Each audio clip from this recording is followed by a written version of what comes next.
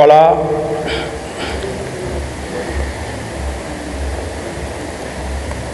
La souhaité bino déjà boye malamu. Toloba ke leto lo bango mingi na linga la po etambola na tina seti likolo mutalo bateke na compagnie gite. Pas na bisote pour na batunyo surtout. Mais si ka moi le puto za to le puto, mais plus au bana linga là parce que erotika la ko kende. Voilà, na souhaité bino bienvenue et bravo pour votre présence. Na kanikilo yo au tiki na palais au yé penza faut linga le kambango et bino bola kisi bolingi le kambango vous allez awa. Donc tous nos remerciements. Mais avant toute chose, tout le monde perdrait bateau, dont l'un de nos doyens, Atikibiso, il n'y a pas longtemps, on a dit au Satur, il y a Aqua 3, Ribier Malamou, on a dit au grand frère, au Azali Baninga, ainsi de suite, Tata Maman, Banoko, les doyens Picard qui nous a quittés. On a observé. Et la ponaye et la mikolo oyo à 3 batiki bisope mikolo kalate to observer minute moko ya silence pour la mémoire na bango.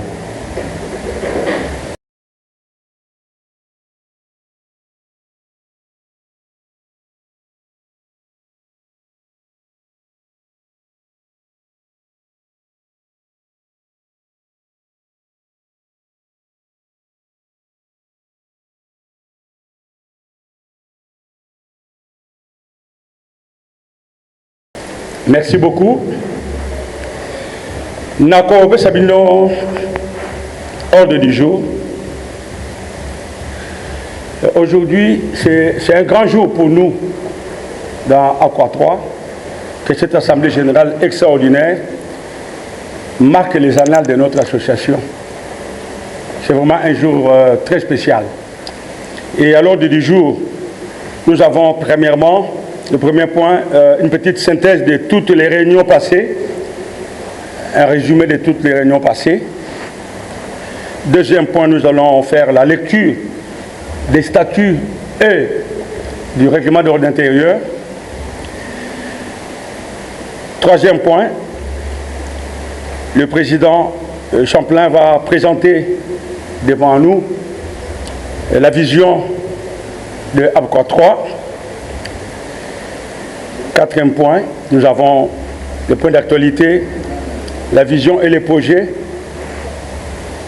par Dajo qui est le vice-président, qui va essayer de rentrer un tout petit peu en profondeur par rapport à la vision du président. Le cinquième point, nous allons partager l'expérience du secrétaire, du trésorier, qui est l'homme de terrain, Amalfi, qui va nous partager quelque chose de très important. Et nous allons donner la parole à l'Assemblée.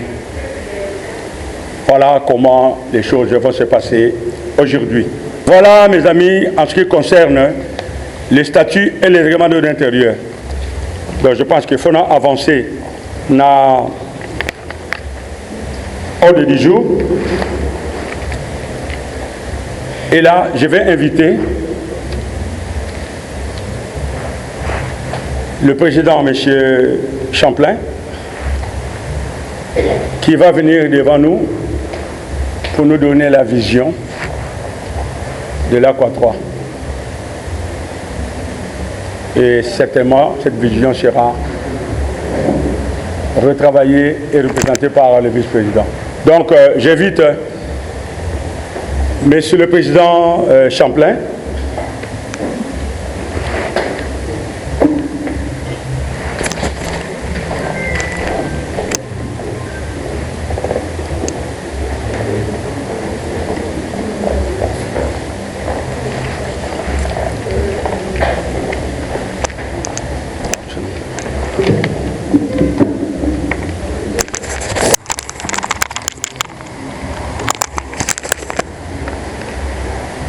Bonjour à tous.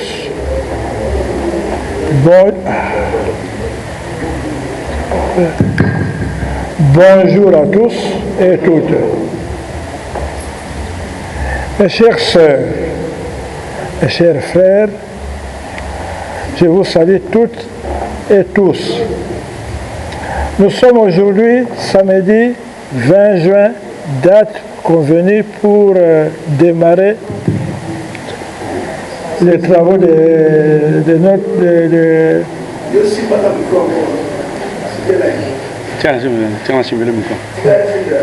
Vas-y. La date convenue pour démarrer les travaux de l'amélioration du bien-être de notre maire quartier 3. Du point de vue santé, confort et sécurité, emploi, si nous nous trouvons avec la volonté de bien faire. Quand je dis volonté, il s'agit de la volonté physique, la volonté financière et celle de matériel. Je laisse la place aux autres membres du comité directeur que nous avons choisi pour vous indiquer comment nous allons faire.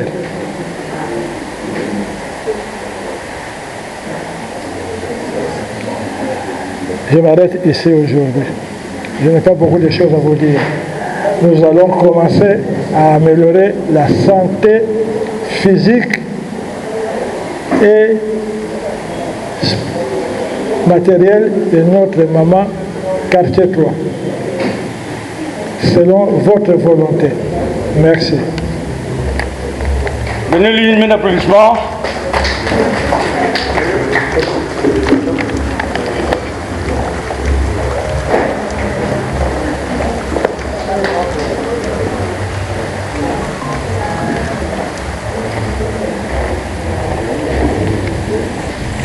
Voilà en gros la vision du président, c'est tout simplement de bien vivre avant la quartier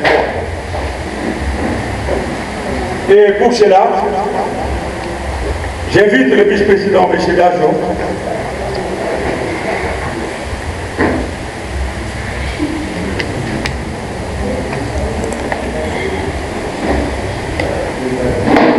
nous sommes à un jour très important et il y a des détails que le président ne pourrait pas trop développer. Je pense que M. Dajon a encore vraiment ajouté par rapport à la vision du président. Bonjour, Bonanga. Merci à toi.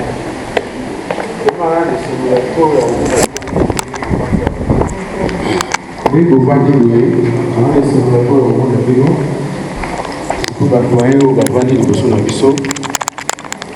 vraiment grand plaisir. Ce que mon mikolo place c'est qu'il y a quelque chose de bon. Na mona ya Zozo, na mona vie Garba, na mona ya Remingoma, na mona ba vie Belé Balé à Waboye. Vraiment, ça fait un grand plaisir. Lelo oto sangani eza journée moko ya munene oyo to bana ko loba yango ebele bato babanda ko loba ebele de gauche à droite mais lelo oyo journée ngo peneza o babengi les jours J. Les jours J ezali ke association à quartier 3 faut etelema, faut etambola, faut esala masolo na yango. Makambo oye bandaki na collège moko oye salamaki bozwaki ba image, ça fait pas plus de 10 années et puis to sali ba voyage na mboka to kutani na ba konzi ya mboka na bourgmestre to kutani na ba chef ya rue non chef ya quartier 3 et puis to kutani na ba chef ya balabala nyosto ko banda mobi tiki fuma Tokesa Kasongo Tiki Bentele de tous les 4 coins donc ba chef Ari wana balaki peto solo laki na bango to salaki programme mais bino mobika programme on to salaki ezali ke mende biso tozali na position oyo tokoki ko sala association ya bana quartier 3 oyo tambula na niveau moko na moment moko ya ko réaliser beaucoup de rêves oyo tozomona ba rêve mais biso to ko réaliser ngo. Pourquoi tu ko réaliser ngo? Parce que tu comme belé et belé même quand na salle on na va na mona batu mususu ba ko taba yamba na bani biso azo expliquer te ya za raboy na place boy baba na quartier 3. Donc quartier 3 maman na biso wana kombone quartier 3 aboti bana belé abokoli bana belé bana ngo ba koli bana ngo ba boti bana to koma ebelé na ebelé to koma nango soki to lobi to bano réaliser ba rêve na biso to banda ko bongisa quartier 3 soki to lobi ke to sala ke quartier to etambola et puis soki biso moko pe to lobi ke to se protéger entre nous na kati ya poto awa toza na capacité ya kosala yango. Il suffit kaka tozala discipliné tondima que on s'engage.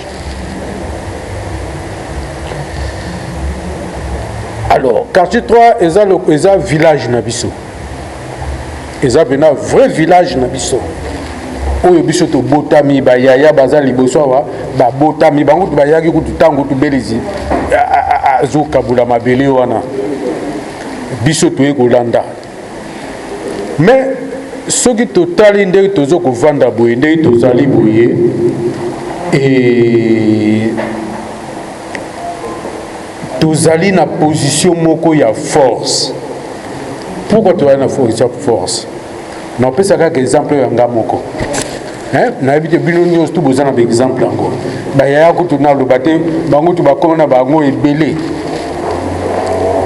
Je suis d'âge na botami na quartier 3 na Kifuma numéro 45 na bali na boti bana ba boti na komi na ba 4 koko. Alors lelo oyo bazalaka na poto. Alors bana yango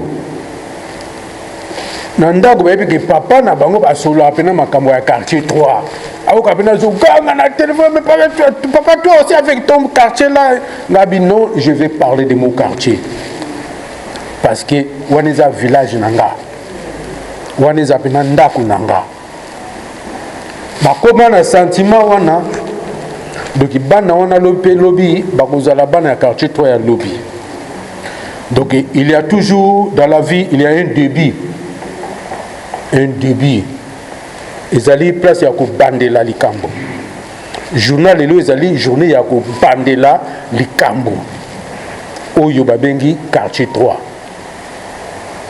na kati ya njili tolobi teke to boyi njili. Il y a beaucoup des associations ya njili o bakoza na kati ya njili mais wana ezali bantité belé mais biso to loba ya village na biso ya mama na biso kombo na ye quartier 3.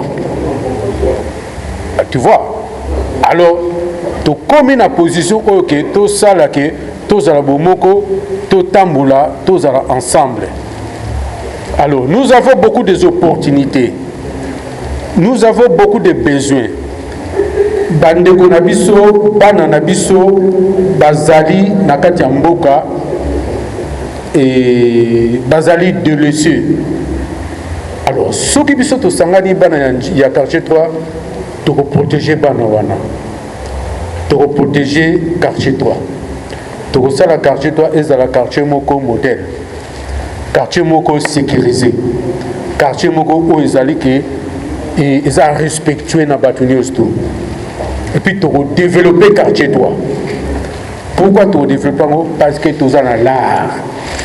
Yo to na mbongo ngate mna na mbongo mais to za na mbongo na lobi te ngano na mbongo na lobi to na mbongo umode to vandi boy to chaka 100 euros to bimisala to comme na combien et lobi nango batu o bako yoka message oyo o bakoyoka biso bayeba ke toza na besoin na bango toza ebele toboti bana wana soki bamoni ke bapapa bazotambola malamu na bamama bakotambola malamu babi ke bakotambusa eloko na bango malamu tokobanda kokangisa mbongo ebele.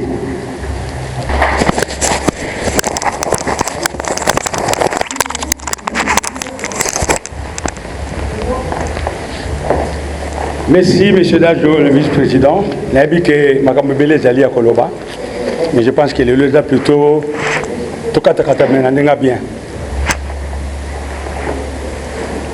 Tant que le président les gars qui awa, n'habite que dans la place naïe. Mais si j'étais à la place du président, je ne suis pas, le président est le président. Nana la Sabino Kaka, Kaliko Oyo. Vision oyo tozanango au président Lobaki na quelques lignes. Ils ont résumé kaka awa. La diaspora simplement solidaire. Quand nous disons, pardon, simplement ça veut dire que on le fait la simplicité, donc sans intérêt autre que Bolingo. Simplement solidaire. Quelle est notre vision? Le mieux vivre. Voilà notre vision, la vision du président. Mieux vivre, il y a Bana quartier 3. C'est ça la vision. Autre chose, ça bien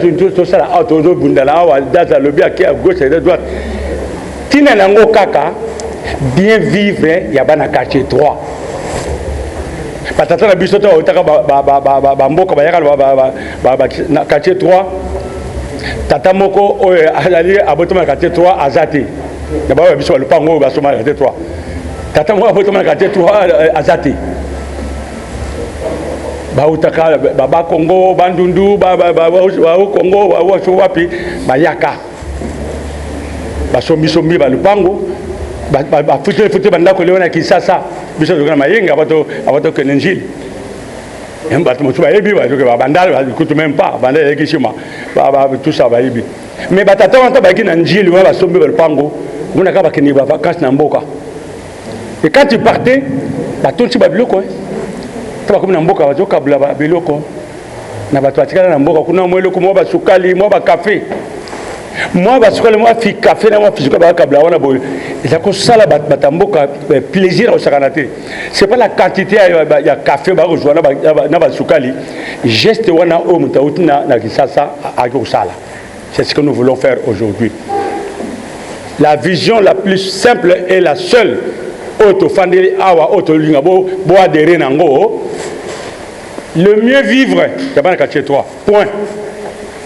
Maintenant na mieux vivre wana ba déteste ko ezali ba projet dans la lobby ok ba projet c'est belé social économique tout ce que vous voulez sauf que on ça la projet économique ok na école na sala secondaire tant on mboka on est en sécurité le benga projet ni ko sala bien. À mon avis, toujours martelé moi que côté on a bandel, mais c'est pas le seul projet. Et ça que tu as un projet d'aller belé au toujours quand tu as pour la quartier 3 pour na baza sur place na baza ciment ba échapper na autre monde na lelo. Mais au moins le minimum d'aller sécurité. Surtout sécurité, projet ne au sala na garantie. Exact. Garantie ça c'est le projet ni quartier 3 au lieu que quartier 3 ils ont insécurité. Il y a un monique Dajo a incité sur sécurité tout ça mais c'est pas vraiment ça primordial. Le projet c'est belé, quel projet social, économique, tout ce que vous voulez. Sauf que avant de faire c'est le comme on bien quartier 3 sauf de faire sécurité on peut rien faire. Amalfi na Dajo bakende bingi Léopoldville oto benga kala Léopoldville ko ezali Kisasa Amalfi kende mingi Kisasa et puis na côté ba lampadaire atako s'améliorer yepe li supata la ke to chaki liboso oyo totali rendement nango to be on peut faire mieux, au même prix, peut-être même plus bas que ça. On peut faire mieux. Tu as 600 watts.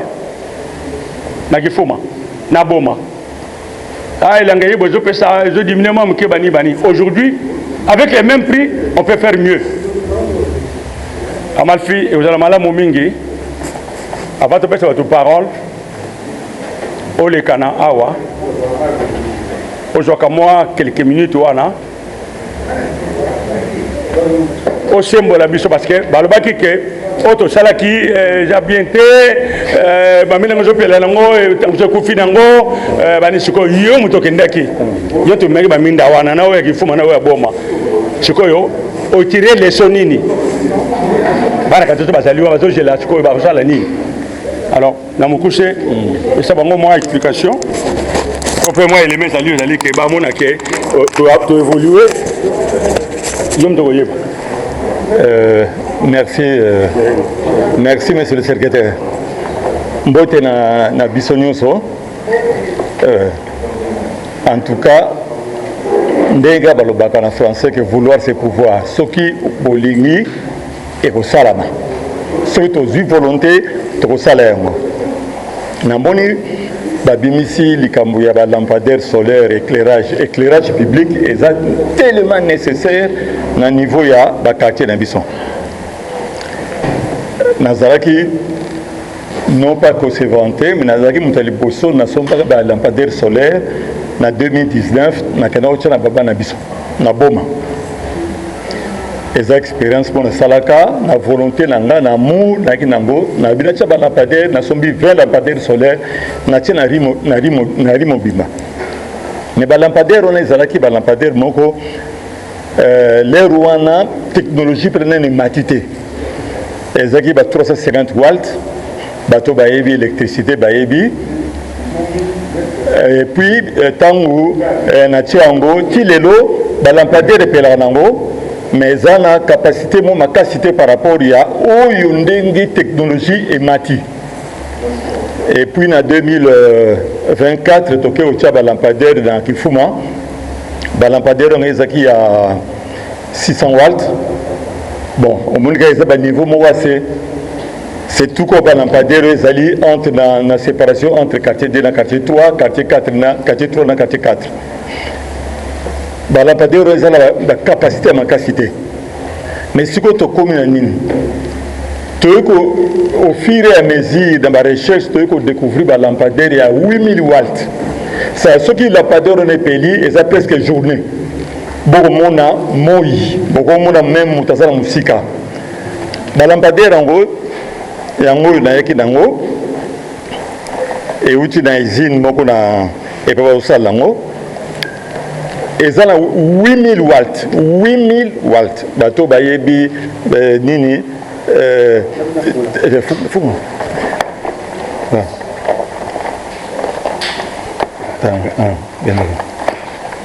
Bateau bayebi technologie à banal bazo opportunité comme on a lampadaire te. Tout ça la lampadaire oyo. Lampadaire on est à 8000 watts. Ça ce que peli ezali ça dit que ezali presque lumière et à jour. 8000 watts. Et vous pouvez passer le soleil ça non il y a moins ils ont chargé moi et pela qui me koufi pour pela kana ce qui bouteille il y a moins peli.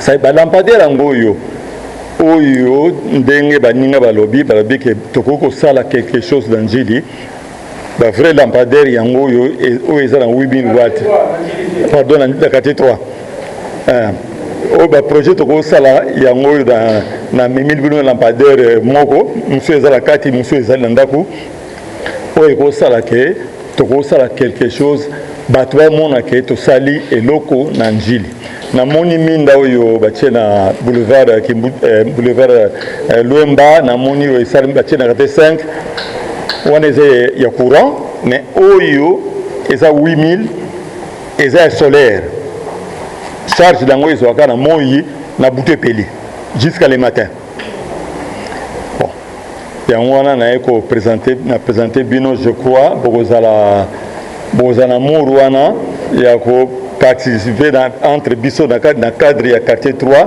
to meka ko sala projet ya boye eza esengo mingi pe pona biso nyonso na ngai na bidon tozala esengo mingi voilà on a lingaka dans le bas yango wana na remettre parole na secrétaire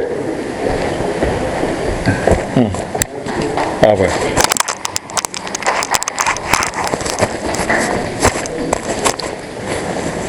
Voilà, Bandeko, je pense que l'intervention va l'équipe. Oyo a Monique Azali na Likambo alo basikoyo. Boy JTT, déjà jour na biso, toujours Kabola.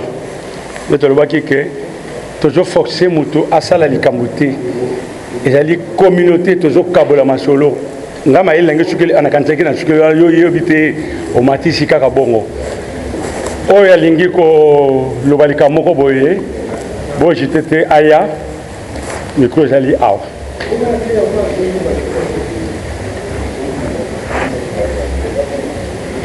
Ce qui question est Ali, ce qui moi commentaire est Ali, tout ça on a toujours mobilisé parce que bien voyez, ban appel monsieur Chou, il y a maman trois bayété.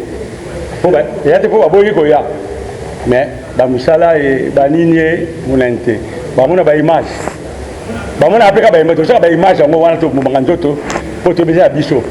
Kangango sala montage nini donc tout ça là yango on a moni l'état va réfléchir au koleka au azali kamba a JTT boye ba que salle au futamaki ba cotisation na biso to lobaki il est temps to côté na détail wana je pense que le temps que vous réfléchir au yani ko loba je pense que Dajo Zonga au fait sa précision et le Corana. Bon, na sepeli mingi na bino nyosto. Bon, moni to lwa ke sal a moni ba liste musu to chaki na groupe ezaki liste oya batu oyo ba sponsorizaki journée à lelo. Bomona ba kombo na bango wana ezanga ta liste. Surtout ba yaya mutu ba sponsorisaki ebele koleka ba jeune. Ba yaya, je vous respecte beaucoup. Mille respects. Voilà. Donc oyo ayebi ke akosala moi geste moko pour te futi uti ko futa salle nde to vandi journal lelo to futi 600 € pour na journée quand nde to vandi bouye to futi 600 € ou etikali soki koti moi muke ebele to sombi moi lipa to sombi moi sandwich eza na nsima kuna oyo akolinga akoki ko se servir facilement et voilà donc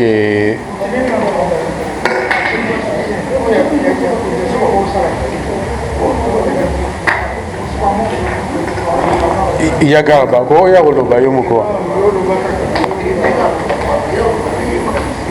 nayebi makanisi no te yagarba et ozala bien ya yo za yaya yo za papa zwa micro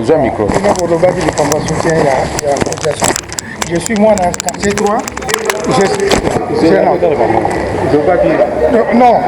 non moni pas toujours que ne musika le mususu question to l'autre comment la sous comment to palangana et puis to bien roté parce qu'on a besoin de soutien à l'association avant de continuer et on y to bandotia pour na mona qui déjà tonton ngoma déjà ça le bac yango déjà donc on est déjà to bana retourner na biso na pembele bien tie to ceux qui savent na côté cotisation sur cotisation c'est l'équipe vont monter sur parce que ba idée monsieur va loyer pour continuer pour soutenir l'association on va aller soutenir l'association à soutenir à éviter tout ça la bouille mais ce qu'on si qu'on soutient parce que nous sommes obligés de soutenir ce qu'on nous a l'ingénieur ou l'ingénieur ils ont des grenades mon ne balbaka sommet c'est madame Mozali batu nous soyons baka on sommet c'est ma belle ali batu bakimaka on va comprendre donc tout continuer bino vont continuer et bon tu repères ça bino va courage la makamu sur vous voyez sur biso toi d'accord pour l'organisation et vous en avez combien et puis ça va bien pour ce tout abonnement aussi pour le makamu na tête Vous avez besoin de soutien. Biso Toya, presque tout l'ingui, tout soutenir l'association. Mais il y a combien? Il y a 10 euros, il y a 5 euros par mois, combien? Tu vas t'attendre à Bana, tu vas t'attendre à Sousse, tu vas t'attendre à Bana, tu vas t'attendre à Bana, tu vas t'attendre à Bana. Donc, on a l'air de Zanga Moko. On a 2 francs, on a 3 francs, et ça de côté. Mais si on a 2 francs, on a 3 francs. Donc voilà. Donc, c'est un exemple banal, mais d'accord, on va faire ça.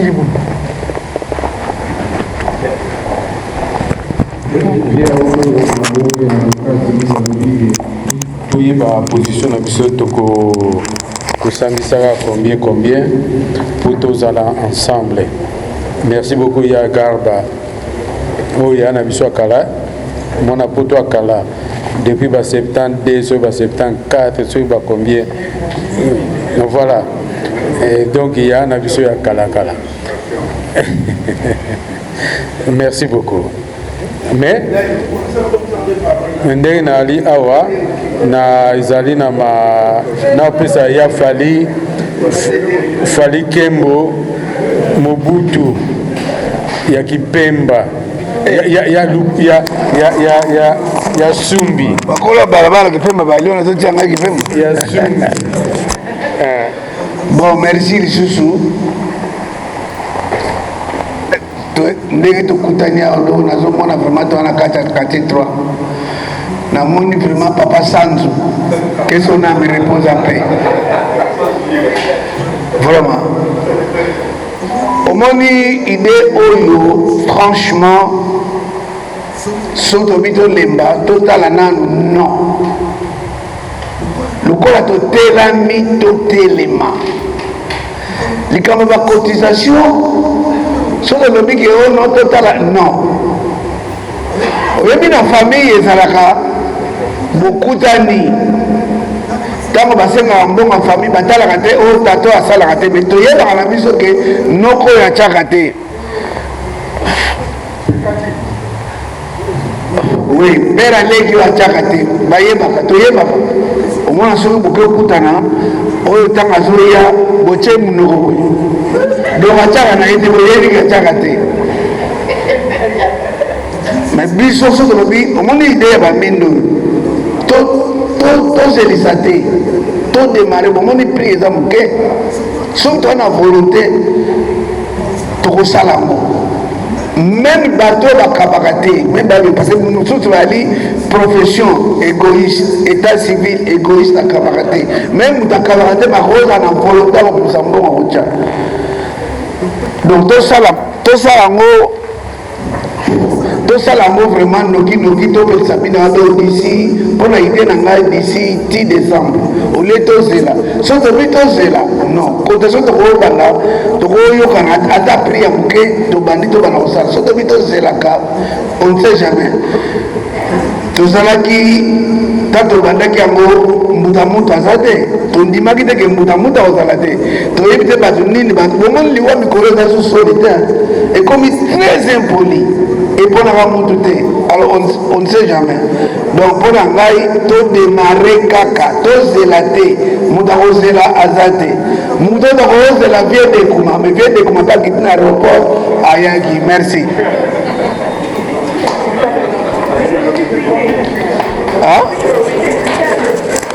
prix mais yango nalobi ide topesa ide ya batala na fréquence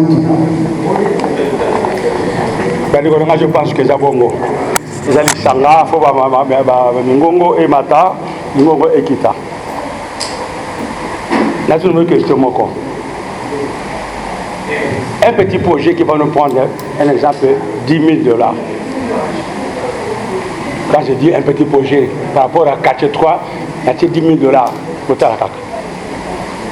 Quand tu as côté pendant combien de temps? Tu as tout bon. Tu as bien 3, mais tu as pas côté. Tu as combien? Tu as combien de temps? Tu as projet, on a 10 000 $. Et donc, il faut que tu aies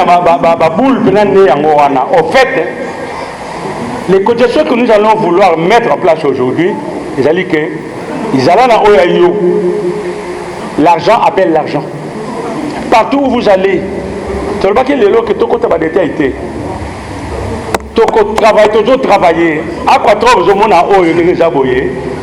Et qu'on couvre tout mon colomo côté. Et qu'on couvre sous-souté. Et qu'on faut mettre là la caméra. Et qu'on l'a appelé sous-souté. Mais les projets que vous voyez là, même on a dit on a vu ça tout ça va projet. Tout ça combien de temps? Mais nous devons avoir d'abord nous la première goutte. Mais vous voulez faire quoi? On veut telle chose. Ah ben nous on peut vous aider, on peut investir en tant que privé sur tout. Vous avez déjà quoi vous? Et vous n'avez rien. Et Chimbate. Les mecs de ça la boy. Tout ça tout banana nous abissona. Na muke tout ça nous pembeni. On a choix entre 10 € et 20 €. Oya akokana nous ko bande ko jeter. Mais en tout cas, déjà, quand ils font voilà, il y a même ceux qui ont mis déjà quelque chose dans la cotisation. Alors,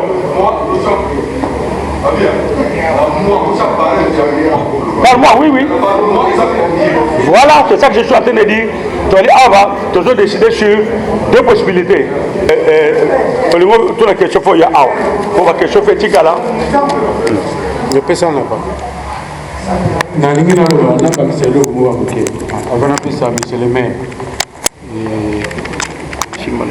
napesa eloko moko ya moke omoni na association nyonso na makambo nyonso bato basalaka baélite bazalaka oyo babengaka baélite oyo babengaka batête d'affiche oyo babengaka bato oyo bafongolaki tunnel moko boye po lobi nango bato bando kotambola normal. Il y a beaucoup de choses na kati explication wana. Il y a des élites oyo journal lelo oyo tosala boye. Nous avons besoin des élites.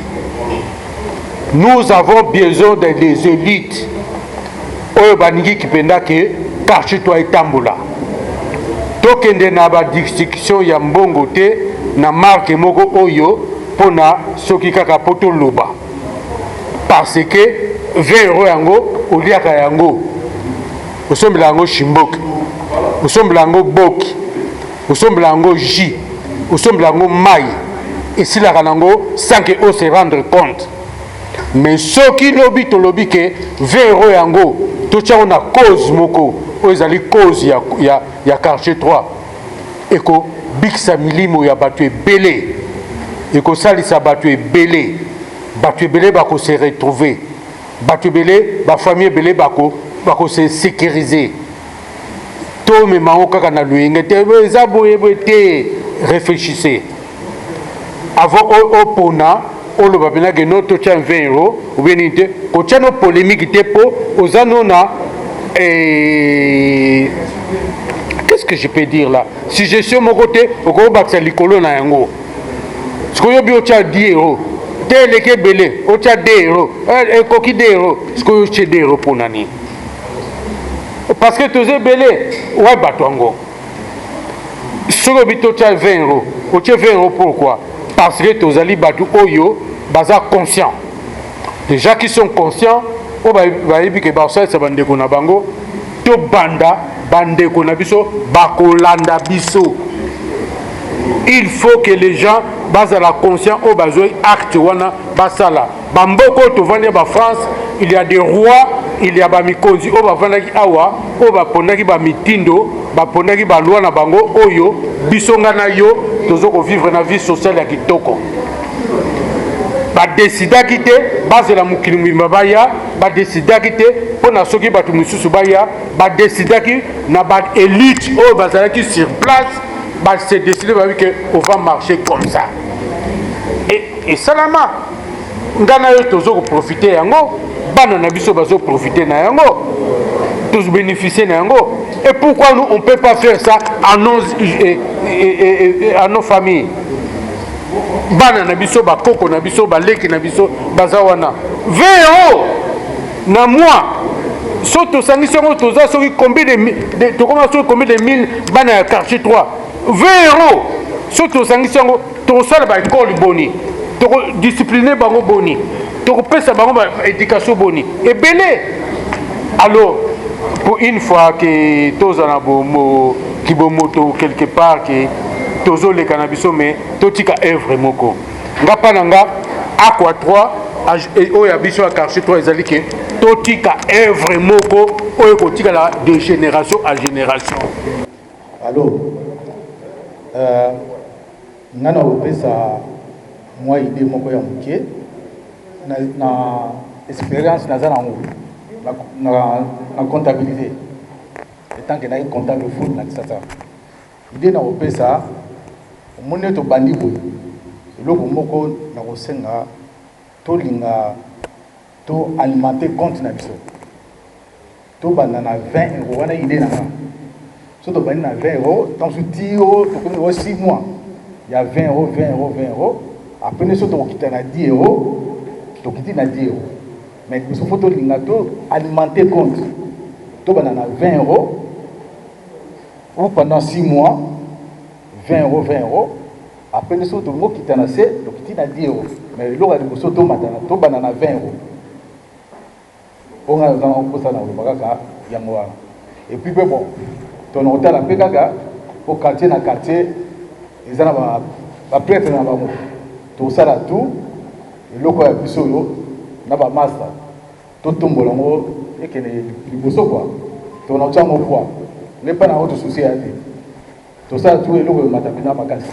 Merci.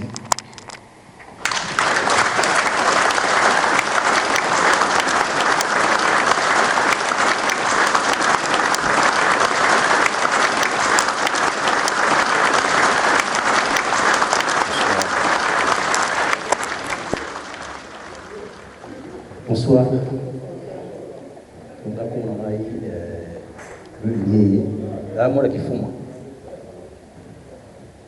Et le retour discuter toujours au sur la awa c'est très important, très capital. C'est parce que toujours discuter on a un montant. On a tout à 10 euros ou bien tout à 20 euros, c'est mieux.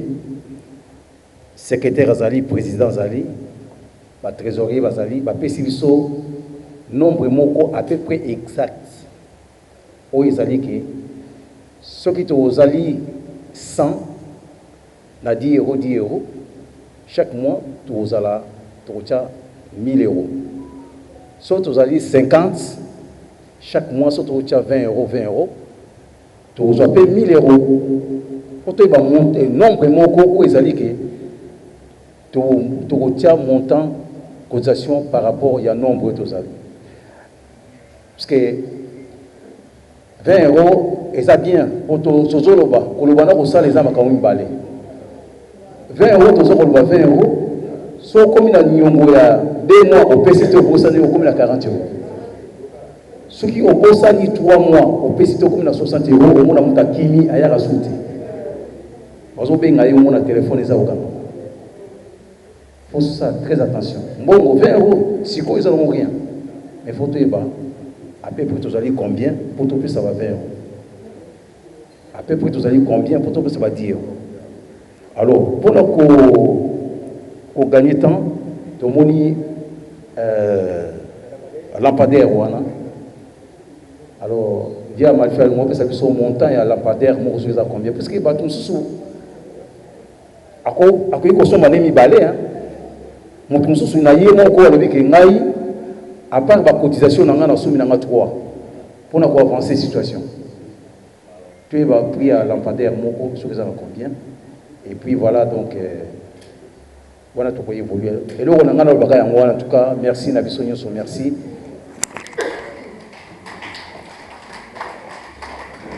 Merci, au chef son attend, mon temps, il y aura bien, Koyeba.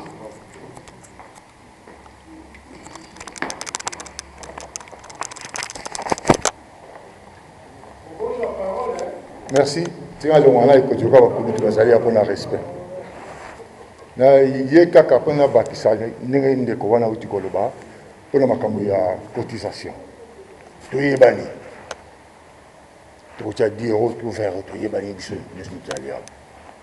Et là, tu vas 10 euros, tu 20 euros. Moi, je propose ceci. 10 euros. Babandra na sebo, mata likolo. Bakida likolo, tu peux pas te lancer. Tu es bani. Il est là, que vice-président Baki, dit, verre, tu vas rendre babo, tu vas rendre Simbok. Pour ça, sacrifice, il y a 20 euros, il faut se priver dans beaucoup de Simbok. Tu vois qu'on a bien. Ma lampe, c'est très important, ça bien. Mais pour l'instant, il y a une proposition. La grande proposition peut-être hygiène. Dans balabala, tu as tu peux peut-être la toilette bien. À chaque balabala, pour l'hygiène. Au besoin de ton qui minga banaya palais, salité ça les besoin la manne. Salité peut besoin la manne. Tani qui ni comment les loyo, mboule beti batu toilette na mango bazo boire et que la main mboule voilà. Sans se rendre compte que bana basakana wana la c'est barober la maladie. Alors, proposition dans la il y a 10 euros à bien.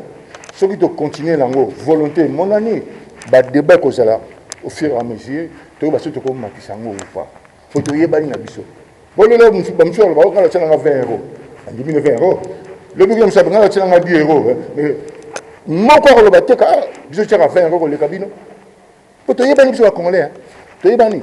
Je suis à 20 euros le cabine. On t'a dit, oh, le bani. Alors, tu vas dans la scène, tu vas dans l'école. C'est encore mieux. Voilà la proposition. Voilà. Pour faire quand on privé, c'est un bok, ah, mais maman, tu es banni, tu es banni. Pour priver Simbok, c'est priver la bok, il faut avoir volonté pour ça. Et puis, parce que dans un seul côté, ils ont pas de temps. Mais ça, ancien fumeur, mais bok, là, on a mis la langue. C'est là, ancien fumeur, il a dit que pour que Simbok, il y a autant. Même les bok, il faut que mon père, il y a autant. Mais volonté, voilà, tout le monde a 10 euros, ce qui est 6 mois, mon année. Et comme maintenant, il débat pour la presque une colonie, sur une écoute, il débat pour trouver une solution. Merci.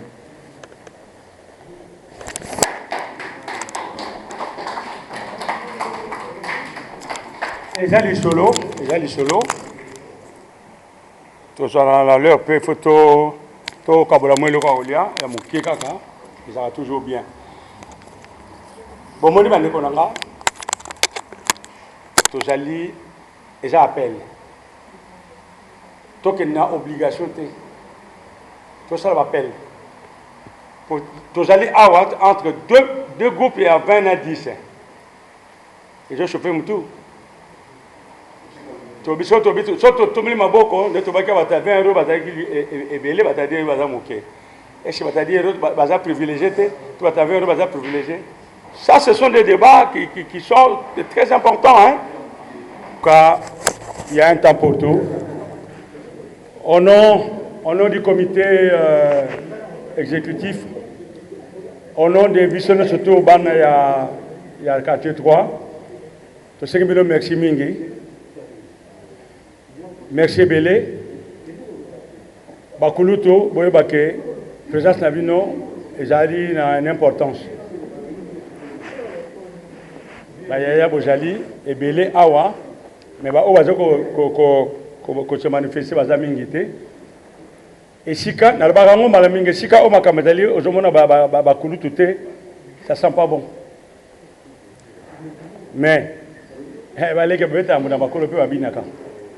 Donc, tout que nous sommes bien. Maman ne soit pas les lots. En tout cas, l'ongo Nyamingi. Il y a mon ami qui est toujours là. Ah, vous avez la photo, vous prenez ma maman qui a bien moko. Parce que ma maman n'est pas aussi vie. Si ma maman va dans les sangs, on a été bien avec les sangs, on a beaucoup bas. Donc, j'ai dit comme merci la présidente Nabino. Nabiso surtout, en tout cas, vraiment remerciement. Mais tout est naïbi, on a mon arrangement et ça a toujours été dans mon bango. En tout cas, photo sur le sawana, dans le temps, Tikalito, Kabolamo Moko. Et puis, beaucoup de nouvelles, monsieur.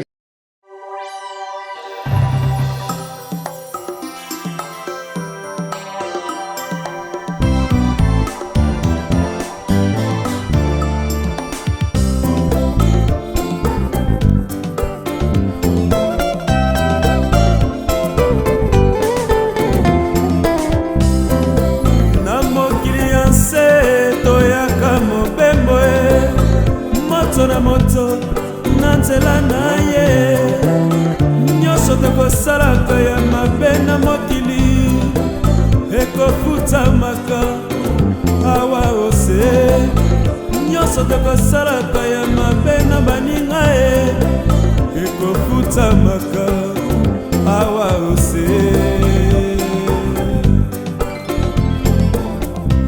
nakosala nyonso mpona monana moto ya kokoka na miso ya nzambe nakosakola makambo ya solo na ndenge ebongi lokola mosali oyo ayokaka soni te likolo ya mosala na ye tolanda bizaleli ya bato ya mokili oyo te kasi totikela nzambe nzela ya kopesa biso mayele ya sika mpona nini tokongwana tokoma bato ya sika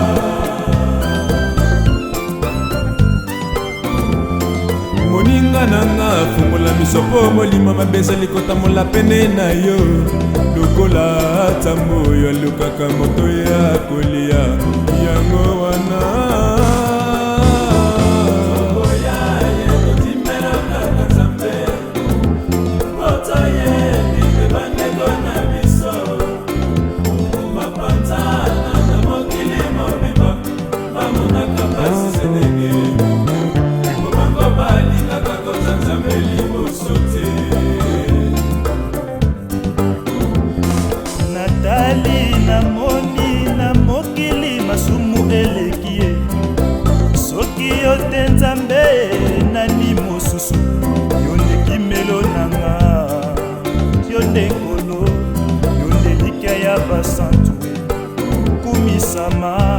nzambe ya bolamu nyonso babengi bino po boswa lokumu na ye ya seko na lisanga ya Kristo sikoyo bozali komona pasi mpona mwa ntango moke kasi ye nde moto akosongisela bino kimia akopesa bino molende makasi ye uya esala na ye seko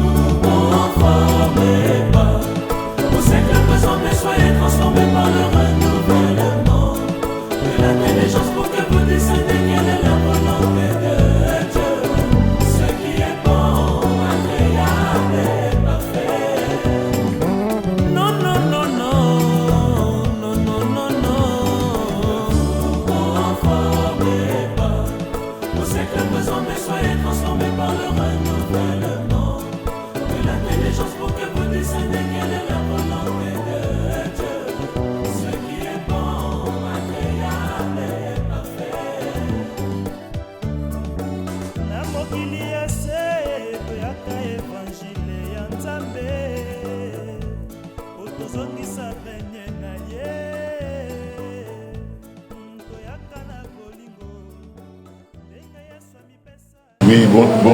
Moi, c'est bon. Alors, je m'appelle Saint-Fort. Merci à cette ligne de Moni pour Salama. Mais n'a pas dit qu'on banga mon kémé dans le bas mon sous. Merci. Le langa. Moi le langa.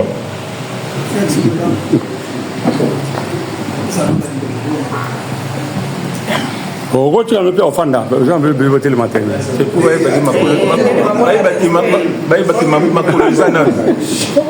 bonsoir à tout le monde. C'est un grand plaisir quand tout coûte à l'élo, dans l'Assemblée Oyo.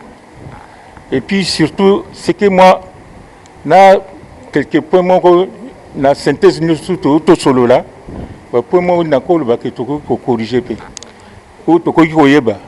Association, tout d'abord, la définition de entre une ou deux personnes.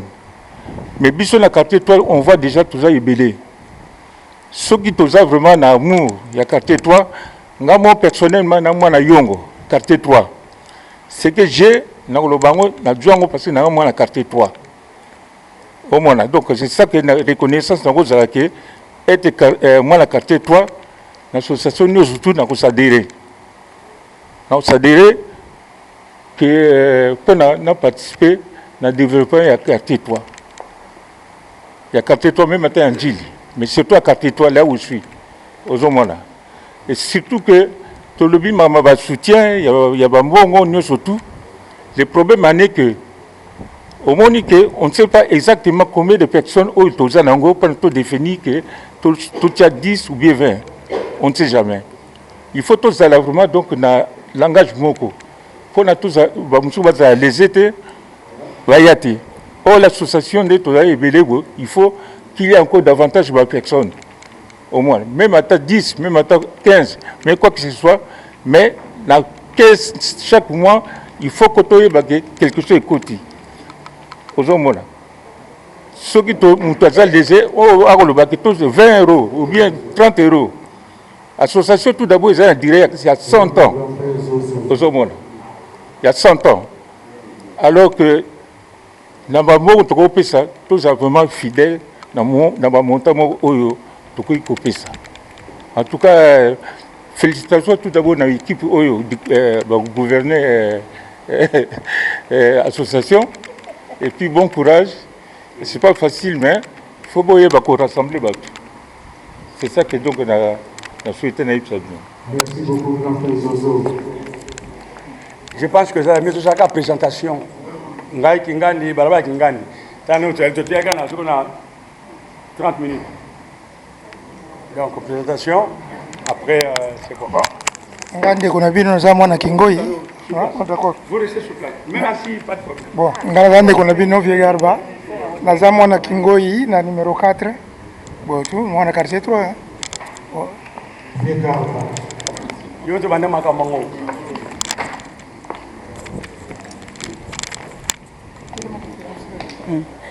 Nga kombo ya Ngadel ali mwa bolomba donc na représenter nanga mingi te na banza bato nyonso presque bozali aboyebi nga mobali nanga Fégaric donc ina sukisi kaka wana merci.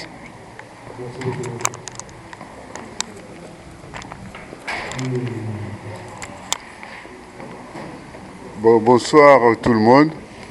Ngai Rémi Ngoma, naza mwana Boma, na numéro 17. Belo, on a souhaité que voter 10 euros par personne en décembre. Merci.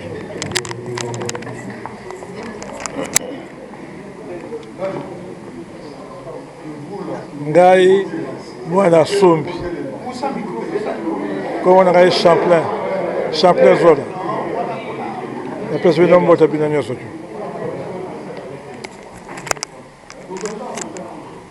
Bonsoir à tout le monde. Nganali mwana ya Sumbi.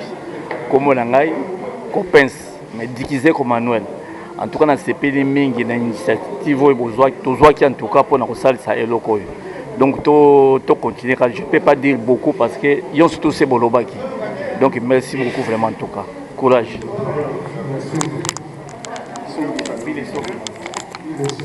Ouais, c'est Léon, non, à Boma, et puis voilà. Bamso bien à Malfi, voilà. Merci Ming. Combo, Balabala, c'est bon. Voilà, Combo, Balabala.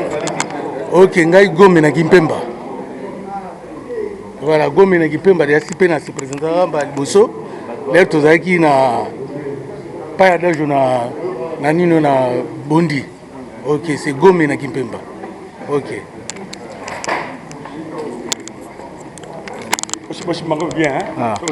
Ngai comme on a les boss mais na Paris va bien monsieur le maire les boss.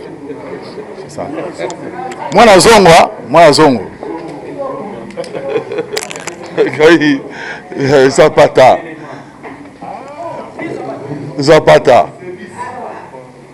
C'est plus Zapata ngai. Kitsembo. Ouais, ngai Gabin, il est moi avec Mvula. Et puis Michel, moi avec Mvula. Oye ni moi na mama biso suka. TK moi avec Mvula. ngai komona nkumu mwana kimvula komona nkumu mwana ya kimvula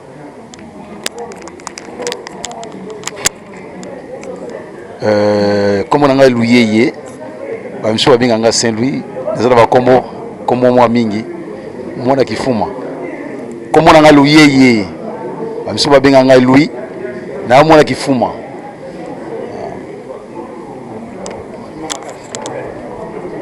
ngai komona nga Monsieur Claude mwana kifuma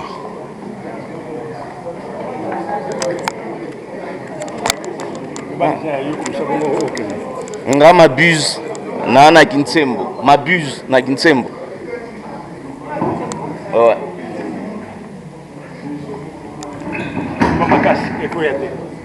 ngai Blaise Yongo quartier 3 ok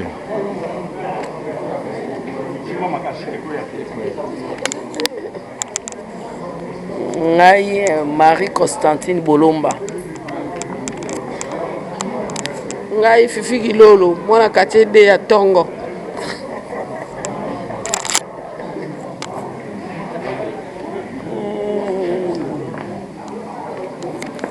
Simon Makashi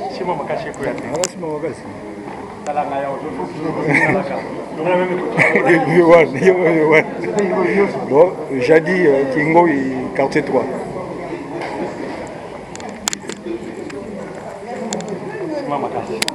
Et Laurent, non, peut-être. Nancy, moi la Kingoi quartier 3, moi la vie Nikita. Kingoi. Moi la vie Nikita Mokonzi. Malo Kingoi.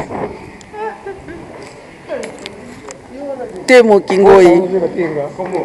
Temo Kingoi. Nzuzi Kwangu quartier 3.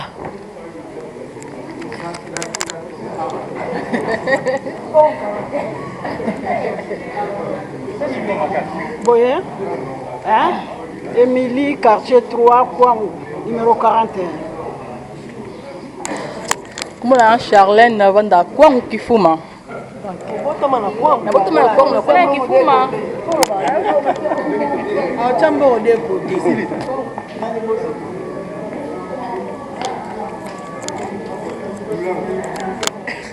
Gertrude Lulanga. Gertrude Lulanga.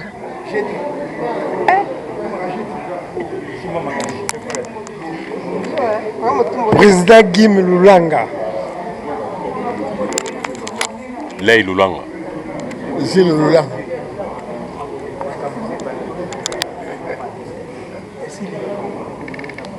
Roger, Bolibinante. Nava se présenter. Ah.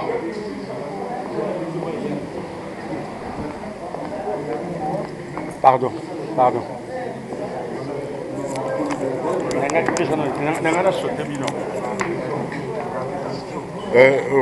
Roger Kossi, Kimonza numéro 22, quartier 3. Ezangate, quartier 3, Ezangate. Fali Kembo, Sumbi Mbile Sobe, Sumbi 34.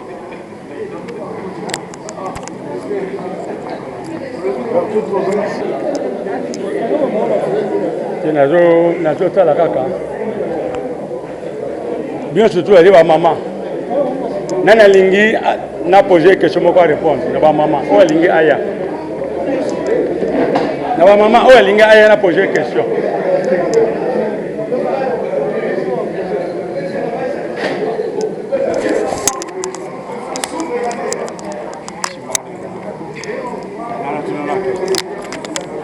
mama na kanti mbali boso yo omona nini masolo oyo yango yo alors pesa ngai pena impression na yo omona ndenge nini po kanti nini po na lisanga yango ndenge eza boye impression na ngai liboso na sepeli na initiative oyo esalami mpona bana ya quartier 3 parce que tomonaki baquartier mosusu baboni kosala yango alors biso mpe vraiment ndenge babengi biso mpo toya na bana ya quartier 3 ezali bien mais eloko ya liboso oyo ezalaki mpo bosangana bien esengaka déjà amour so toza na amour tokokokisa makambo nyonso toza nango bosenga parce que ceux qui fassent amour ezali bénédiction ezalaka ndenge balobi ke na quartier 3 toza na église misato alors tozali béni loka tozali béni tosangisa siko bénédiction wana ekota na kati ya amour wana tokotonga quartier 3 malamu tokokende liboso.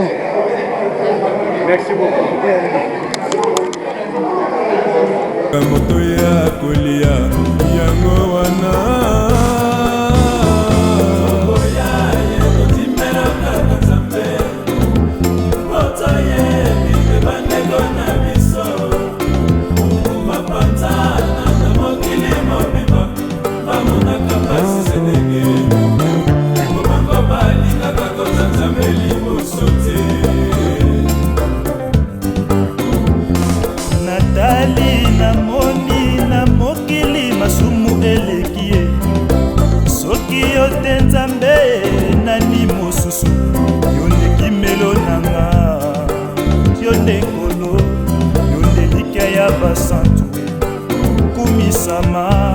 Nzambe ya bolamu nyonso babengi bino po bozwa lokumu na ye ya seko na lisanga ya Kristo.